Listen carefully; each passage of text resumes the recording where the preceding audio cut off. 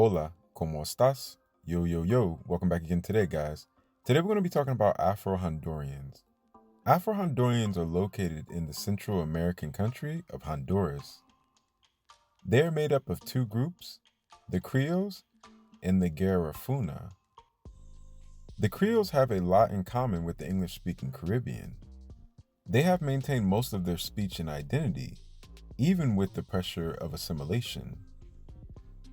The Afro-Caribbean Creoles made up some parts free persons, a few white Cayman Islanders, Maroons from Jamaica, and other small groups.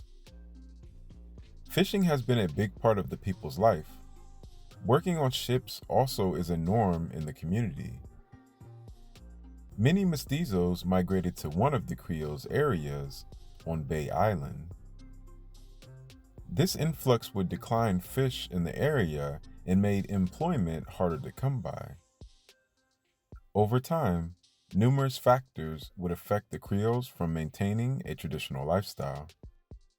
Throughout the 1800s, they would stay culturally and economically independent. In the 1900s, many Bay Island Creoles would leave their agricultural lifestyle and work inland Honduras on plantations and merchant ships. In 1860, the British would trade Belize for the Bay Island. This would be one of the first events that would make the island more Hispanic.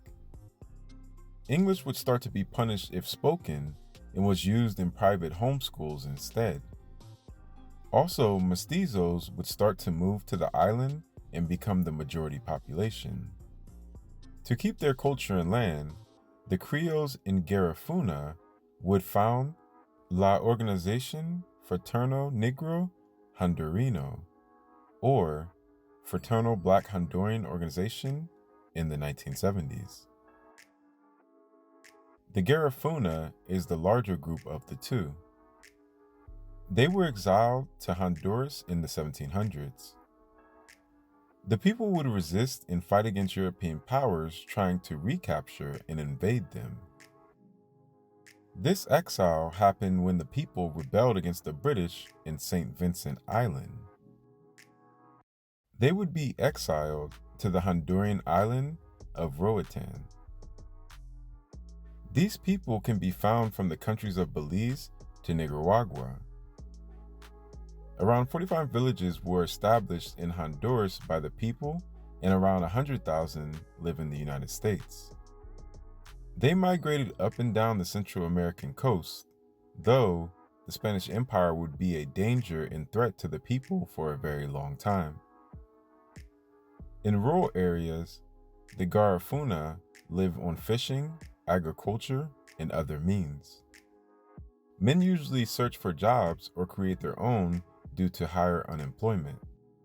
Africans have always traveled the world, and during the process of what is now the modern-day Honduras, Juan Badarles was a slave who fought alongside European Spanish conquistadors for his freedom.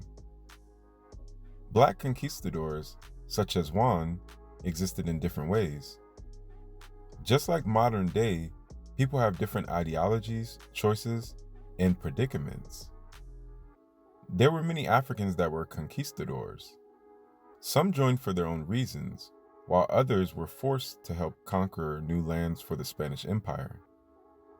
We must also remember the Moors conquered Spain for 800 years. Many Africans from different ethnic groups were already in Spain. Once the Spanish recaptured the lands the Muslim Moors controlled, they would convert it into a Catholic state. So many blacks were already in Spain and were part of capturing territory for Spain. Whether they did it out of their own will and were freemen, or tried to fight for their freedom, or were forced to. Once Juan Bardales helped capture different areas of modern-day Honduras, he was awarded his freedom from the Spanish. More Africans than not were imported as slaves from West and Central Africa. These Africans would be brought into mines in the country. They would also help build the very important military fort of San Fernando. Honduras showed signs of many resources and metals. The first wave of Africans in this time period would arrive in 1540 to replace other indigenous peoples in silver mines and gold retrieval camps. In the 1600s, escaped Maroons would form communities with and without Amerindians. Poor Spanish migrants and rogue Spaniards would mix in with the population.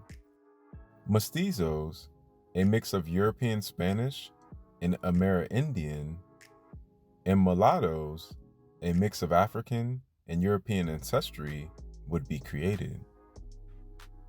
From the 1600s to the 1700s, a second stream of Africans were brought to Honduras to extract natural resources and for the plantations.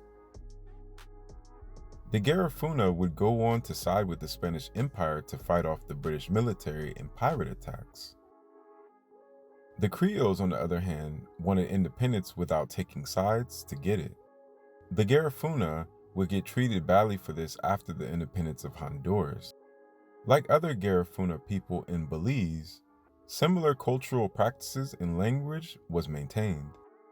Men in the community mostly fished and created, while women usually worked in agriculture.